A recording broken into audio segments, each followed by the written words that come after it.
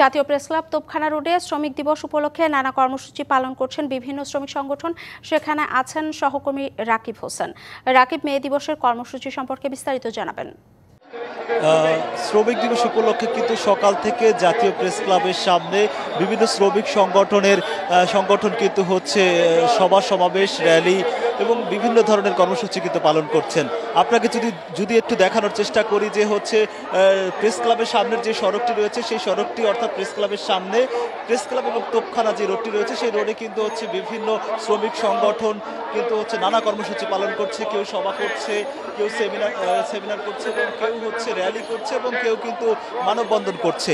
এসব কর্মসূচি থেকে কিন্তু শ্রমিকরা বিভিন্ন দাবি তুলেছেন। তার মধ্যে বেশ কিছু দাবি রয়েছে। এই সব দাবির মধ্যে রয়েছে শ্রমিকের ঘাম শুকানোর আগে মজুরি নিশ্চিত করা, একই সঙ্গে হচ্ছে কর্মক্ষেত্রে তাদের নিরাপত্তা নিশ্চিত এবং হচ্ছে কর্মক্ষেত্রে নিরাপত্তা নিশ্চিতের পাশাপাশি কিন্তু তারা হচ্ছে সামাজিক সুরক্ষার বিষয়টিও কিন্তু দাবি করছেন।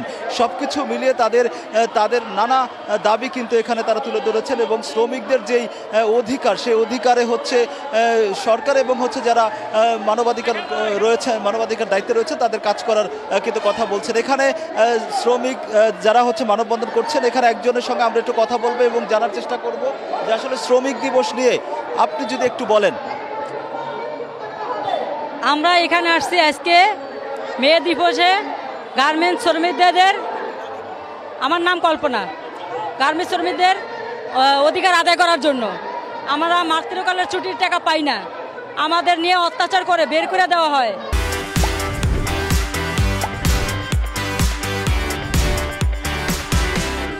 মানে বিনা টাকায় বের করে দেয় আমাদেরকে কোনো টাকা পয়সা দেয় না। এই জন্য এই দাবির জন্য আমরা দাবি আদায় করার জন্য আজকে মে দিবসে জানাইতে আসছি। আপনার বক্তব্য? আমার বক্তব্য, শ্রমিক দিবস আমাদের দাবি, ঈদের ছুটি সরকারিদের 5 দিন দেওয়া হয়, আমাদের কেন দেওয়া হয় না? আমাদের কেন 3 দিন ছুটি এখনো আছে? আমরা চাই মাতৃত্বকালীন সরকারিদের 6 মাস দেওয়া হয়, আমাদের কেন 6 মাস দেওয়া হয় না? আমাদের 4 মাস দেওয়া হয়। ধন্যবাদ। আসলে এখানে যেসব শ্রমিকরা রয়েছেন তারা কিন্তু বলছেন যে হচ্ছে তাদের কর্মক্ষেত্রে আসলে যারা চাকরি করেন তাদের চাকরির নিশ্চয়তা এবং ঈদের ছুটি সহ যেসব সুবিধা রয়েছে শ্রমিকদের, সেসব সুবিধা নিশ্চিত করার পাশাপাশি তাদের সুরক্ষার কথাও কিন্তু তারা বলছেন। প্রেস ক্লাবের সামনে থেকে এই ছিল সবশেষ। রাকিব, ধন্যবাদ আপনাকে। আমরা চলে যাব আমাদের আরেক সহকর্মীর কাছে। মহান মে দিবস উপলক্ষে রাজধানীর নয়াপল্টনে শ্রমিক দল সমাবেশে যোগ দিচ্ছেন নেতাকর্মীরা। সেখানে আছেন সহকর্মী ফরহাদুজ্জামান। ফরহাদ, শ্রমিক দলের সমাবেশে লোকসমাগম কেমন দেখছেন? আপনি জানেন যে মে দিবসে কিন্তু আজকে পল্টনে শ্রমিক দলের বিশাল সমাবেশ চলছে। আমরা দেখেছি সকাল থেকেই কিন্তু রাজধানী সহ দেশের বিভিন্ন, যে বিশেষ করে ঢাকার আশপাশ জেলাগুলোতে থেকে নেতাকর্মীরা আসতে শুরু করেছেন। তারা বিভিন্ন ছোট বড় মিছিল নিয়ে আসতে শুরু করেছেন। এর মধ্যে তারা কিন্তু বিভিন্ন ব্র্যান্ড পার্টি নিয়েও মিছিল শুরু করেছেন। যেহেতু দীর্ঘদিন পরে বিএনপির এই সমাবেশ অনুষ্ঠিত হচ্ছে, তারা বড়সড় একটা আয়োজনেরই ব্যবস্থা করেছেন, এমনটাই আমরা দেখতে পেয়েছি। বিভিন্ন ব্যান্ড পার্টি নিয়েও কিন্তু তারা আসতে শুরু করেছেন এবং বিভিন্ন মিছিল নিয়ে ইতিমধ্যে কিন্তু পুরো পল্টন এলাকা কিন্তু বিএনপি নেতাকর্মীদের কিন্তু জনসমুদ্রে পরিণত হয়েছে।